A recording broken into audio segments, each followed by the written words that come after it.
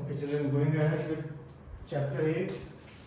Now we are on the last part of this chapter.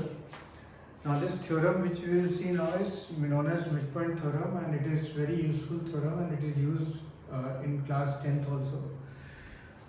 Theorem 8.9, the line segment joining the midpoints of two sides of a triangle is parallel to the third side. Basically इसका मतलब क्या है कि अगर D mid point है AB का, ये आपको गिवन है, E मिड पॉइंट है AC का, ठीक है, and it is not necessary कि AB और AC इक्वल है, बट D मिड पॉइंट है AB का एंड E मिड पॉइंट है AC का, then you can say DE is parallel to BC. You can say it as a fact, okay, via this theorem 8.9. And एक चीज और हम कह सकते हैं इस थ्योरम की वजह से, that DE is half of BC. So जब भी किसी क्वेश्चन में कोई ट्रायंगल आपको दिया हुआ है और कोई और इंफॉर्मेशन नहीं है आपके पास सिवाय इसके कि E मिड पॉइंट है और F मिड पॉइंट है, तो आप दो चीजें लिख सकते हैं. अगर ये गिवन है कि ये दोनों E इसका मिड पॉइंट है, F इसका मिड पॉइंट है, then you can write EF is parallel to QR and EF is half of QR. ये दो चीजें आप लिख सकते हैं due to mid point theorem.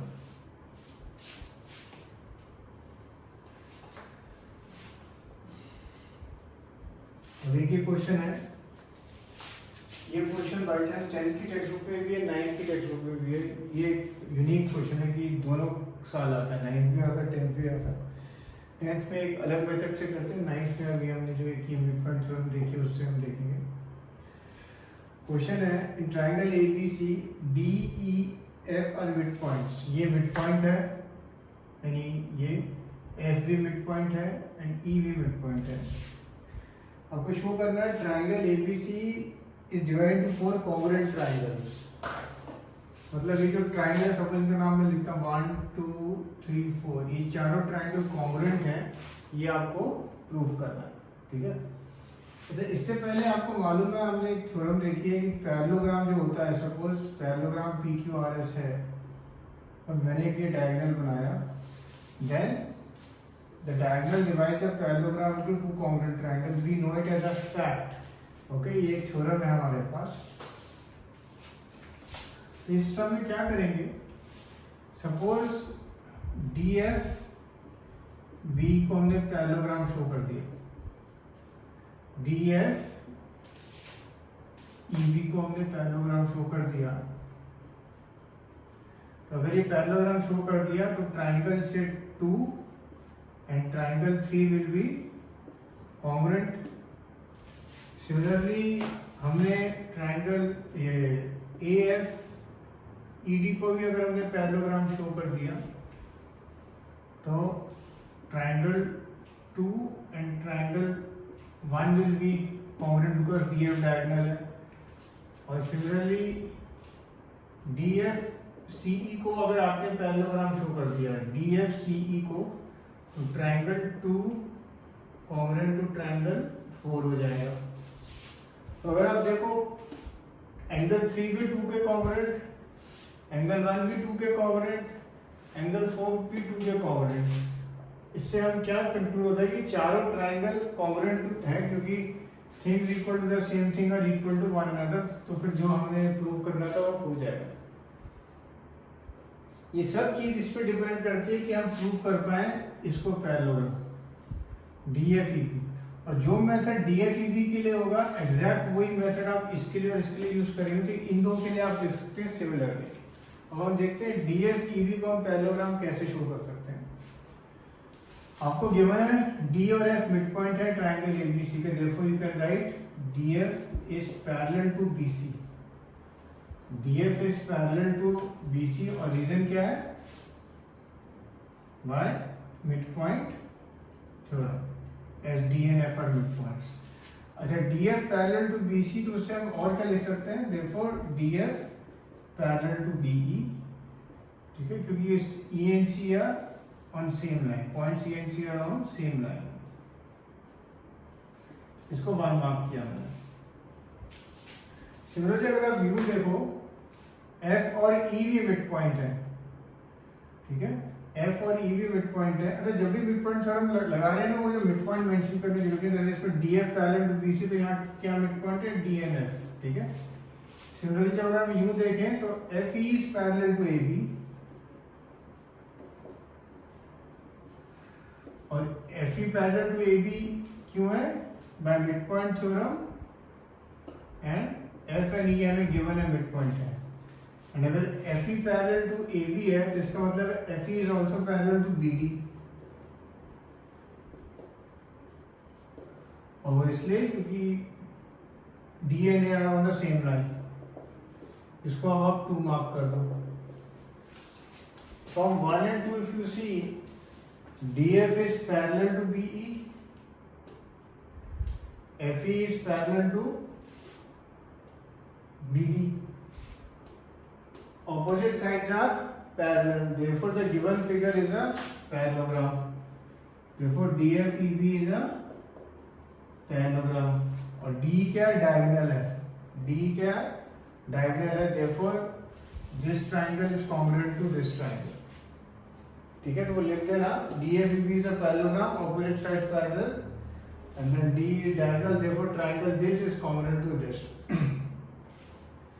Similarly आप लिखेंगे AFED is a parallelogram, इसके लिए वो पूरे स्टेप मत करना, सिमिलरली लिख देना, बट ये लिखना जो ट्राइंगल है, therefore triangle 2 is congruent to this. Similarly DFC को भी आप डायरेक्टली लिख देना, therefore it is a parallelogram by the same method, and triangle 2 is congruent to triangle 4, and उससे फिर कंक्लूड हो जाएगा कि भाई ये चारों ट्राइंगल कॉन्ग्रुएंट है, ठीक है। अच्छा, यहाँ मैंने 1 2 3 4 इसलिए लिखा जिससे आप लोग को इजीली समझ में आए, बट जब आप लिख रहे हो तो आप ट्राइंगल का नाम लिखना, ओके। ये थी मिड पॉइंट थ्योरम। अब इस थ्योरम की एक ऑपोजिट थ्योरम दी है, थ्योरम 8.10। थ्योरम 8.10 क्या कहती है, the line drawn through the mid point of one side of a triangle parallel to another side bisects the third side.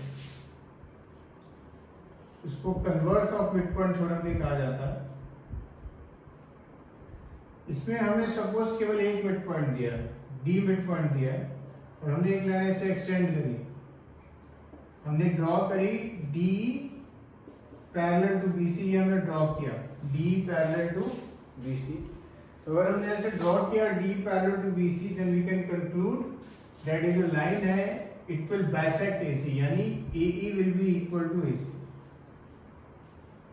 ठीक है। By this theorem we can conclude that.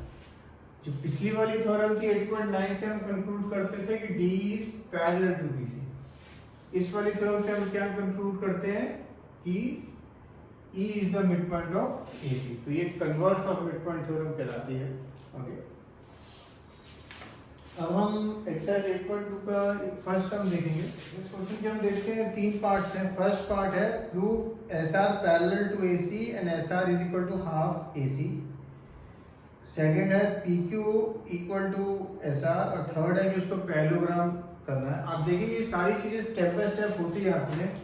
सबसे पहले अगर हम देखें ट्राइंगल ADC में, ट्राइंगल ADC जो ऊपर वाला है S एंड R आपको क्या दिया हुआ है, मिड पॉइंट्स हैं। तो भाई मिड पॉइंट थ्योरम आप क्या कंक्लूड कर सकते हो, SR parallel AC and SR half AC। तो फर्स्ट पार्ट तो एक सेकंड में हो गया, कुछ करना है नहीं था, सीधा मिड पॉइंट थ्योरम। सेकेंड है आपको शो करना है PQ इक्वल टू SR। अब अगर आप सेकेंड आप पार्ट देखें, अब ट्राइंगल नीचे वाला ABC में अगर आप देखो ABC, वापस अगर मिड पॉइंट थ्योरम लगाते हैं तो आपको क्या मिलता है, PQ is parallel to AC, PQ is parallel to AC and PQ is half of AC। Same वही मिड पॉइंट थ्योरम से towards P and Q are mid points. First में भी आपने प्रूव किया SR is equal to half of AC, यहाँ पे भी PQ equal to half of AC। Things equal to the same thing are equal to one another, तो therefore आपको मिल जाता है PQ इक्वल टू SR। और जो लास्ट पार्ट है PQRS इज अ पैरेललोग्राम। अब बहुत फास्ट हो जाता है, PQ इक्वल टू SR तो आपने अभी प्रूव किया है, और PQ is parallel to AC and SR is also parallel to AC. PQ is parallel to AC and SR is also parallel to AC. From this, what can you conclude? That PQ is also parallel to SR. And if one pair of sides is equal and parallel, then we can say that the given figure is a parallelogram. So ये वाला जो सम है ना, first सम, ये कई बार repeat होगा इस chapter में, तो एक बार तो अच्छे से इसको अभी लिखेंगे, और फिर जब आगे क्वेश्चन पे जब रिपीट होगा तो आपको जो एक इनिशियल स्टेप है वो आप बस ऐसे लिख सकते हैं कि do as in question 1। Of course exam में आपको पूरा लिखना होगा। जैसे क्या होगा, अभी हम आगे क्वेश्चन देखेंगे बाद में, जब कुछ क्वेश्चन में फिगर को ना रोम्बस प्रूव करना होगा या स्क्वायर, तो फर्स्ट स्टेप हम क्या करते हैं, उसको पैरेललोग्राम इसी मेथड से प्रूव कर देते हैं, और उसके बाद फिर आगे उसको रोम्बस, स्क्वायर या रेक्टेंगल जो भी प्रूव करना करते हैं। तो ये स्टेप जो है 2-3 बार रिपीट होगा इस चैप्टर में। Okay, cheers.